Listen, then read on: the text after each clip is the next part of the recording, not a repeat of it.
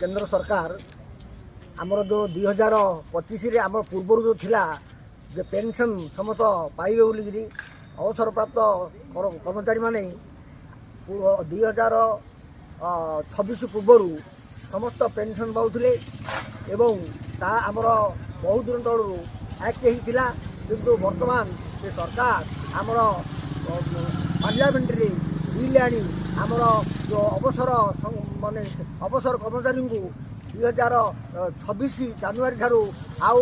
आमर अष्टम पे फिक्सन दरमा बाबद कौन आमको दवाई स्थिर करना एवं सुविधा करना एवं ताहा पार्लियामेंट रे एवं राज्यसभा गृहीत हो जाइए माननीय राष्ट्रपति महोदय स्वीकृति देती गेजेट प्रकाश हो जाइए एणु 2026 पूर्व जो मैंने अच्छा से पूरा अंधकार से अष्टम पे फिक्सन कौन सुविधा पाइपर ना यह माननीय सरकार आमर पार्लियामेंट रे एप्रुव करी ताको आईन कही छाड़ी गेजेट नोटिफिकेशन कर तेणु आम केन्द्र सारा भारत में राज्य मानक आम गोटे सरकार को दाबी दौचु जे वर्तमान ये जो भेल्डेसिटी एक्ट 2025 कल ता प्रकृत अन्याय तेणु ताको प्रत्याहार कर जो कर्मचारी माने दीर्घ दिन धरी चाकरी करुले एवं अवसर नहीं न्याज्य दाबी 2026 जानुआरी ठारू अष्टम पे फिक्सन अंतर्भुक्त कराऊ यहाँ दाबी द्वितीय कौन है ना आमर गोटे रिटायर है आमको किसी कम्यूटेशन पेंशन दौले जो कम्यूटेशन पेंशन आमको 15 वर्ष काल सरकार आदाय कर किंतु प्रकृत में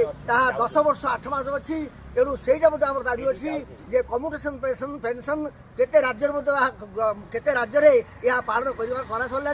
कोर्ट राय दे सारा तथापि कौन सरकार शुणुना 10 वर्ष 8 मास जो कम्यूटेशन पेंशन सरता 15 वर्ष काल आम ठारू टंका आदाय करी शोषण कर सरकार तेणु ये सब तो 15 वर्ष परिवर्ते 10 वर्ष 8 मास कराऊ यह गोटे आमर 18 मासर बाकिया डीए कोरोना समय रही जाइए किंतु से बर्तमान सरकार कौन गुरुत्व दौना आम कर्मचारी वृंद आगुरी पाऊलु किंतु कोरोना समय 18 मास डीए आम पछे देवु कहले किंतु बर्तमान सुधा कोरोना 4-5 वर्ष है सरकार आम गुआरी शुणुना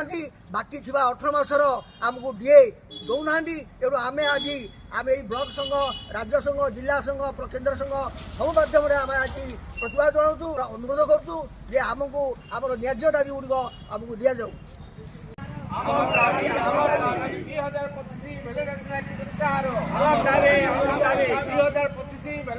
प्रत्याहार